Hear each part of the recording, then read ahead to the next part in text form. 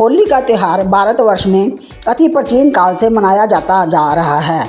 इतिहास की दृष्टि से देखें तो यह वैदिक काल से मनाया जाता आ रहा है। हिंदू मास के अनुसार होली के दिन से नए संवत की शुरुआत होती है। चैत्र कृष्ण प्रतिपदा के दिन धरती पर प्रथम मानव मनु का जन्म हुआ था। इसी दिन कामदेव का पुनर्जन्म हुआ था। इन सभी खुशियों को व्यक्त करने के लिए रंगोत्सव मनाया जाता है।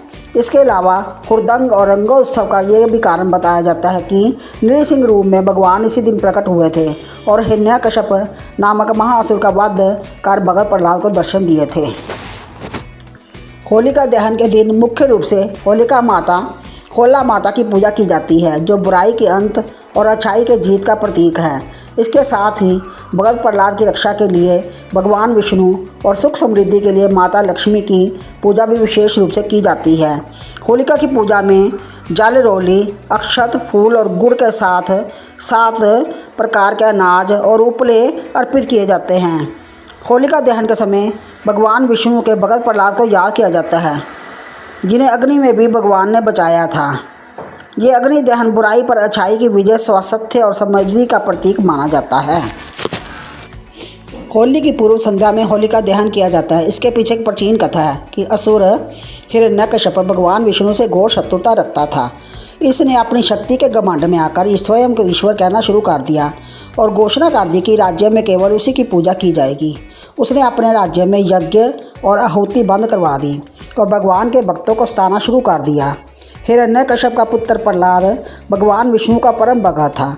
पिता के लाख कहने के बावजूद प्रहलाद विष्णु की भक्ति करता रहा। असुर अधिपति हिरण्यकश्यप ने अपने पुत्र को मारने की भी कई बार कोशिश की, परंतु भगवान स्वयं उसकी रक्षा करते रहे और उसका बाल भी बांका नहीं हुआ। असुर राजा की बहन होलिका को भगवान शंकर ने एक ऐसी चादर मिली थी जिसे ओढ़ने पर अग्नि उसे जला नहीं सकती थी। होलिका उस चादर को ओढ़कर प्रहलाद को गोद में लेकर चिता पर बैठ गई। दैव योग से वह चादर उड़कर प्रहलाद के ऊपर आ गई, जिससे प्रहलाद की जान बच गई और होलिका जल गई। होलिका दहन के दिन होली जलाकर होलिका नामक दुर्भावना का अंत और भगवान द्वारा भगत की रक्षा का जश्न मनाया जाता है। होली का त्यौहार प्रेम और सद्भावना से जुड़ा त्यौहार है, जिसमें अध्यात्म का अनोखा रूप झलकता है। इस त्यौहार को रंग और गुलाल के साथ मानने की और मनाने की परंपरा है। इस त्यौहार के साथ कई पुरानी कथाएं और मान्यताएं जुड़ी। होली दहन के दिन मुख्य रूप से होलिका माता अग्निपुत्री की पूजा की जाती है, जिन्हें नकारात्मकता नष्ट करने वाला माना गया है। इस दिन भगत प्रहलाद और उनके आराध्य भगवान विष्णु के नरसिंह अवतार की भी पूजा की जाती है और कई स्थानों पर शीतला माता की भी पूजा की जाती है। शास्त्रों में होलिका की अग्नि को बहुत पवित्र माना गया है।